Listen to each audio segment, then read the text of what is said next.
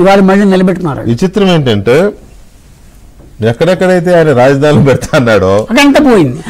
అదే 3 రాజధానులు 3 చోట్ల రాజధానుల్లో ఉనికి లేవడమైంది. 3 రాజధానులు. అందుకే ప్రజలు కోరుకోనిది, ప్రజలకు ఇష్టం లేనిది, ప్రజల మనసులో ఏముంటుంది, ప్రజలు దేన్ని యాక్సెప్ట్ చేస్తారు అనేది కనిపెట్టగలిగిన వాడే పాలకుడు, వాడే అసలైన రాజకీయ నాయకుడు. ఏదో నాకు దోచింది ప్రజల మీద రుద్దుతా, నేను చెప్పినట్టు ప్రజలు చేయాల్సిందే, ప్రజలు చేస్తారు, వింటారు, నేను చెప్పిన సొల్లు పురాణం అంతా విని చప్పట్లు కొడతారు, భజన చేస్తారు అనుకుంటే ఆ నిమిషానికి భయానికో బతికో చేస్తారేమో కానీ సందు దొరికినప్పుడు కర్రు కాల్చి వాత పెడతారు అనేదానికి ఇదే ఎగ్జాంపుల్. రైట్. మనతో రాయలసీమలో 52కి 37 స్థానాలు వస్తాయి అని చెప్పి చాలా కాలం క్రితమే చెప్పిన మిత్రుడు యాక్టర్ శివాజీ, హీరో శివాజీ మనతో జాయిన్ అయ్యారు. వారితో కూడా మాట్లాడదాం. శివాజీ గారు నమస్తే. నమస్తే నమస్తే నమస్తే. Hello AP, bye bye YCP. Screen పెద్దది భయ్యా. ఎలా ఉంది ఈ విజయాన్ని, ఈ లీడ్స్ ని మీరు ఎలా ఎంజాయ్ చేస్తున్నారు? మీరు అనుకున్నట్టే వస్తుంది? చేయట్లేదండి, ఎంజాయ్ చేయట్లేదు. సింగిల్ డిజిట్ కోసం I'm waiting for single digit కోసం వెయిట్ చేస్తున్నాను. 2023 కుప్పం మున్సిపాలిటీ ఓడిపోయిన తర్వాత 1:35 పాటు పెద్ద ఆయనతో కూర్చున్నాను. ఆ రోజు నేను చెప్పాను ప్రజల్లో ఎలా ఉంది. 9 నెలల పాటు సర్వే చేశాను. నేను సెప్టెంబర్ లో నేను గనక బిగ్ బాస్ హౌస్ కి వెళ్ళకపోయి ఉంటే ఈ సంచలనమైనటువంటి ఈ రోజు వచ్చే ఇవన్నీ కూడా ఆ రోజే వచ్చాయి. నేను హౌస్ నుంచి వచ్చిన తర్వాత ఇస్తే మళ్ళీ ఏదో కాపీ కొట్టి ఏదో మాయ చేశాడు ఇవన్నీ అని అనుకుంటారని ప్రజలు చెప్పాను.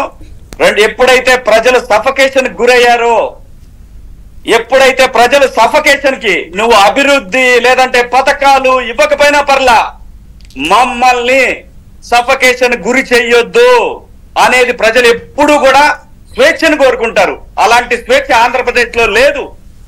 ఇది నిస్సందేహంగా ప్రజలు కసితో, నేను చెప్పాను ఇంత ముందు కూడా, జగన్మోహన్ రెడ్డి వర్సెస్ ప్రజలు కసితో ఓడించారు ఈ రోజున జగన్మోహన్ రెడ్డి గారిని. చంద్రబాబు నాయుడు గారు అంటే అభివృద్ధి, ఎన్నెన్ని మాటలు, ఎన్నెన్ని పనికి మాలిన, కనీసం చెత్త కుప్పల్లో కాగితాలు ఎరుకోవడానికి కూడా పనికిరానటువంటి జోగి రమేష్ లాంటి వాళ్ళు కూడా చంద్రబాబు నాయుడు గారి గురించి ఎంతో తప్పుగా మాట్లాడారు. ఎవర్రా మీరంతా? రాజశేఖర్ రెడ్డి గారు మీ అందరికీ ఒక భిక్ష వేస్తే మీరందరూ రెచ్చిపోయి ఆంధ్రప్రదేశ్ లో విధ్వంసం సృష్టించారు. ఇది నేను బాధతో మాట్లాడుతున్నా, గర్వంతో కాదు. ఆ అమెరికాలో ఉండే ఒక వెధవ, లండన్ లో ఉండేవాడు కొంచెం పర్వాలేదు, వాడు కొంచెం పద్ధతిగానే మాట్లాడతాడు. లండన్ అది అమెరికాలో ఉండే ఒక వెధవతోటి ఏమి ఆనందం పొందారా? ఆంధ్రప్రదేశ్ ప్రజలు మీ అందరి మీద కసితో ఓడించారు ఈ రోజు మిమ్మల్ని. 37 అనేది నేను ఆ రోజున మీరు అడిగారు కాబట్టి చెప్పా. క్లీన్ స్వీప్ చేయబోతుంది రాయలసీమ కూడా. వెంకటకృష్ణ గారు, తెలుగుదేశం మ్యాజిక్ ఫిగర్ 88 అయితే అది ఎప్పుడు పొద్దున ఫస్ట్ రౌండ్ లోనే దాటేసింది. అది పొద్దున ఫస్ట్ రౌండ్ లోనే దాటేసింది. 170. ఇవాళ చెప్తున్నా, భారతదేశంలో చంద్రబాబు నాయుడు గారు కీలకమైన వ్యక్తి. ఆంధ్రప్రదేశ్ కి ఏమేం కావాలో నాయకులు కాదు, ప్రజలు తెచ్చుకోవడానికి సిద్ధమయ్యారు. అది ఈ రోజున ఆంధ్రప్రదేశ్ లో ప్రజలు చూస్తా ఉన్నారు. నేను గర్వంతో ఉప్పొంగిపోవటల్లా లేదంటే చించుకోట్లా. నేను ఈ రోజున బాధతో నా రాష్ట్రానికి జరిగిన అన్యాయం, అంతా ఇంత అన్యాయం జరగలే ఆంధ్రప్రదేశ్ కి. ఆడుకున్నారు ఆంధ్రప్రదేశ్ తోటి ప్రతి ఒక్కడు కూడా. ఈ రోజున ప్రజలు కసితో ఆంధ్రప్రదేశ్ హక్కులు సాధించుకోవటానికి ప్రజలు ముందుకు. ఏది ఒక్కొక్కడు చెప్తాడు, ఆడెవడు కేఎస్ ప్రసాద్ గాడు. కేఎస్ ప్రసాద్ గుర్తుపెట్టుకో, ఇది ప్రజల యొక్క అవసరాలతో ఆడుకుంటే, ప్రజల యొక్క ఏదైతే ప్రజలకు కావలసినటువంటి అభివృద్ధినితో ఆడుకుంటే జాగ్రత్త. నువ్వు తెలివైన వాడివి, జాగ్రత్తగా పెట్టుకో. ఈ సందర్భంగా రజనీకాంత్ నీకు కూడా చెప్తున్నా, ఆంధ్రప్రదేశ్ మీద విషం చెంపడానికి సంపాదించుకున్న డబ్బుని బయటకు తీస్తా, గుర్తుపెట్టుకో. వదిలే అనుకున్నావా? స్టాక్ మార్కెట్ లో నీకున్న షేర్లు నువ్వు ఎవరి ద్వారా అయితే సంపాదించావో అన్ని ప్రజల ముందు పెడతా. ఒళ్ళు దగ్గర పెట్టుకో.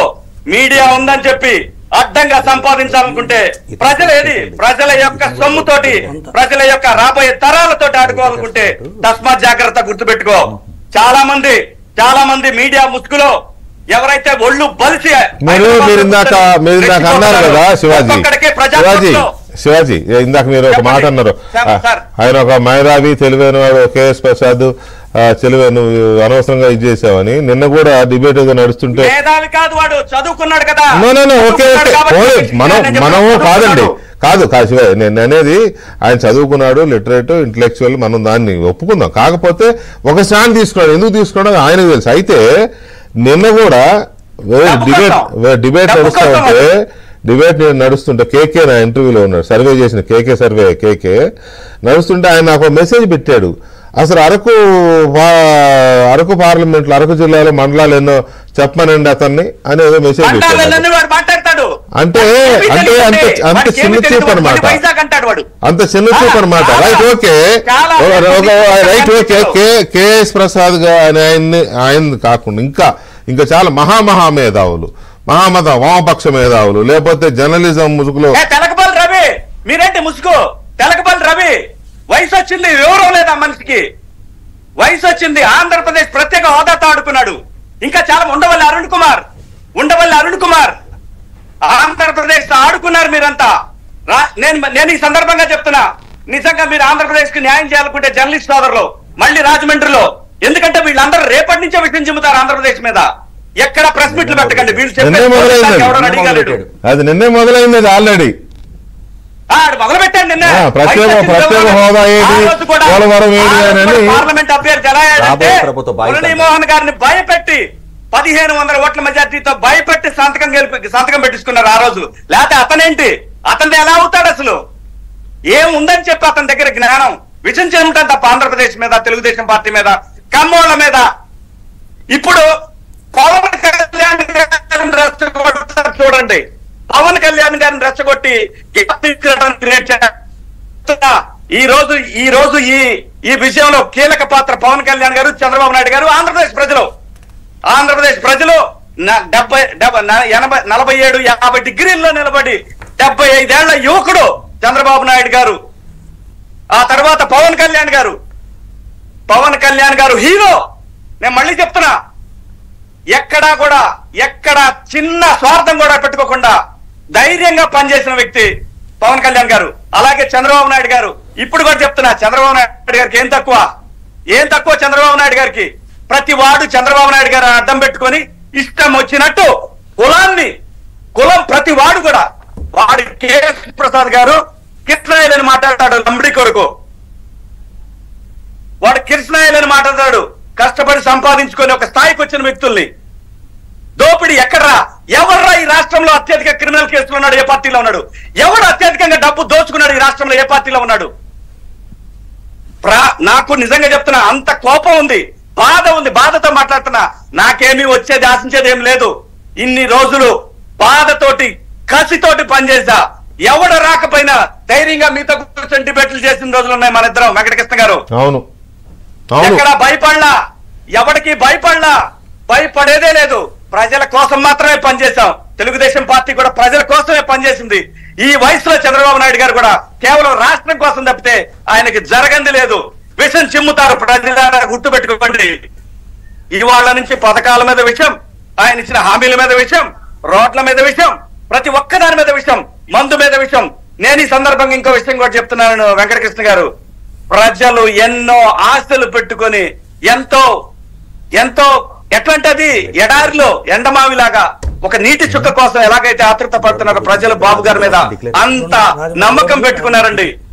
ఈ సందర్భంలో చాలా మంది మీ తెలుగుదేశం పార్టీ కార్యకర్తలకు కూడా చెప్తున్నా, ఊరికే లేనిపోయిన ఇష్టం వచ్చినట్లు సవాళ్లు, గేలిగా మాట్లాడటాలు ఇలాంటివి చేయకండి.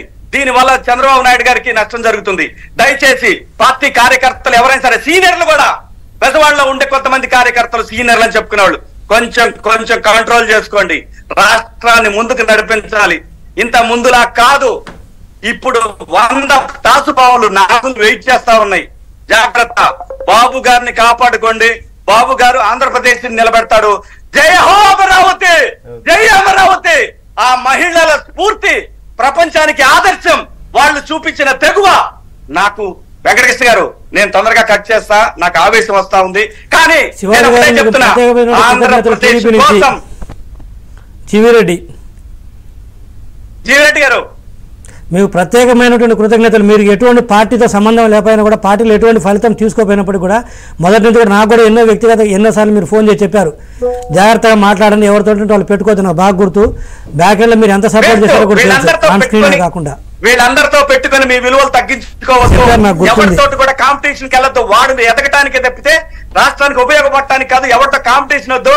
మన ఎజెండా ఆంధ్రప్రదేశ్, స్వర్ణాంధ్రప్రదేశ్, తెలుగుదేశం పార్టీ ఆధ్వర్యంలో అమరావతి. ఎవడరా 3 రాజధానులు? ఎవడు అనుకుంటాడు 3 రాజధానులని? ప్రజలు కోరుకునేది ఒక్క రాజధాని. ప్రపంచంలో లేని 3 రాజధానులు ఎక్కడి నుంచి వస్తాయి? నేను ఇక్కడ అసహ్యంగా లేదంటే వాళ్ళ మీద ద్వేషంతో మాట్లాడటలా.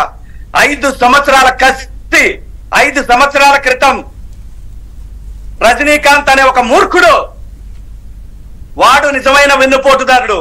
వాడు రాష్ట్రాన్ని వెన్నుపోటు పడిచాడు. వాడి సంగతి చూస్తా. ప్రతి ఒక్కటి కక్కిస్తా. ఆంధ్రప్రదేశ్ మీద సంపాదించి ప్రతి ఒక్కటి కక్కిస్తా. గుర్తుపెట్టుకో. జర్నలిస్టు బిళ్ళ వేసుకొని రాష్ట్రాన్ని దోచుకోవాలి, భయపెట్టాలి, రేపటి నుంచి టీడీపీని విమర్శించాలి, బ్లాక్ మెయిల్ చేయాలి. ఇలాంటి ఇంకా కుదరవు. రాష్ట్రం మీద విషం చిమ్మితే ఎవరిని స్పేర్ చేసేదే లేదు. నేనైతే ఎవరిని స్పేర్ చేసేదే లేదు. నా స్వార్థం ఏమైనా ఉంటే మీరు నన్ను స్పేర్ చేయొద్దు. ఆంధ్రప్రదేశ్ జోలు రావద్దు ఎవడు. అమరావతి కట్టలేదు. అమరావతిలో కొన్ని వేల అపార్ట్మెంట్లు రెడీగా ఉన్నాయి అధికారుల కోసం. జస్ట్ వాటికి ఫినిషింగ్లు చేయాలంతే. అమరావతి కట్టలేదని చెప్పి జర్నలిస్ట్ సాయి గుర్తుపెట్టుకో. జాగ్రత్త. హద్దులు మీరద్దు ఎవరో. ఒక్కళ్ళు కాదులే కాదు మిత్రమా, ఇట్లా ఒక్కళ్ళు కాదు. ఇప్పుడు మనం పేరు పెట్టుకుని చెప్పుకుంటూ పోతే దాదాపు 10 మంది ఉన్నారు ఇట్లా. అమరావతి అన్నోళ్ళు ఉన్నారు, అమరావతి అన్నోళ్ళు ఉన్నారు. వీళ్ళందరూ మేధావులు ముసుగులో వీడియోల మీద వీడియోలు చేసి వ్యాసాల మీద వ్యాసాలు రాసి అంతా చేసిన వాళ్ళే వీళ్ళందరూ. ఇప్పుడు ఇప్పుడు ఎందుకు కాదు ఒక మాట గమనించండి.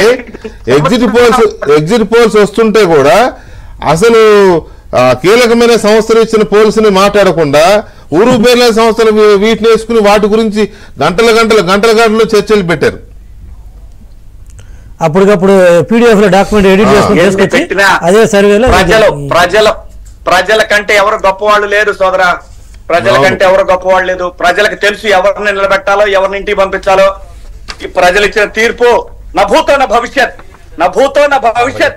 అన్నగారు వచ్చిన రోజు ఎలాగైతే ఉందో అదే రేంజ్ లో ఇచ్చారు. అలాగే ఇప్పుడు చూసావా, మనం ఎంతసేపు మాట్లాడినా కూడా మనం ఎక్కడ జగన్మోహన్ రెడ్డి గారి గురించి మాట్లాడలా. కేవలం ఈ యదవుల గురించి మాట్లాడే ఇంతసేపు. వీళ్ళు చిమ్మిన విషయం ఎక్కువ జగన్మోహన్ రెడ్డి చిమ్మిన విషయం కంటే. వీళ్ళని చూసుకొని వీళ్ళు తెలుసుకోకుండా రెచ్చిపోయాడు అతను. ఏమైంది? ఇంటికి పంపించారు. ఈ రోజున చంద్రబాబు నాయుడు అనే ఒక వ్యక్తి, ఆయన వ్యక్తి కాదు. 10 సంవత్సరాల్లో సైబరాబాద్ అనే సిటీ నిర్మించాడు. 10 సంవత్సరాల్లో అమరావతి అనే సిటీ ప్రపంచంలో గ్రీన్ ఫీల్డ్ క్యాపిటల్ అనేది ఇది ఒక్కటే మాత్రమే. ఈ శతాబ్దంలో గ్రీన్ ఫీల్డ్ రాజధాని అనేది ఇది ఒక్కటి మాత్రమే. ఇటువంటి రాజధాని ఇక భవిష్యత్తులో రాదు. ఇంత పొలం ఏ నాయకుడిని నమ్మి ఇవ్వరు. అలాంటి ప్రజలకు న్యాయం చేశారు ఈ రోజు ఆంధ్రప్రదేశ్ ప్రజలు.